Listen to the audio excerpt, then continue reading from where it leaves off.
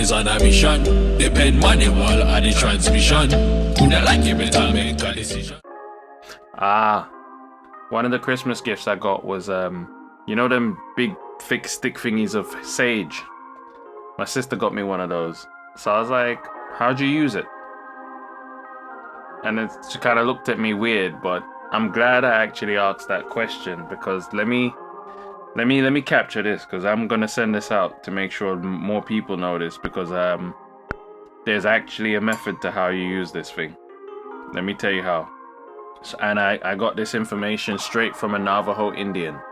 The wisdom of the Navajo says, always use the direction when you do your blessings.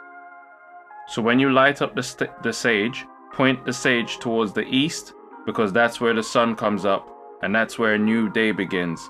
Then to the south, to the west, and north. Always do it clockwise. Also, when you do your prayers, do it before sunrise. The sun is a messenger. Use the sun while you're telling the higher being to bless you. A lot of people with sage at their homes don't know how to use it. Oh, also use the ashes from the sage to protect you. Take the ashes, put a dot of ashes on your forehead and on the bottom of your feet. That will protect you from bad spirits and nightmares. See, that's how you use sage.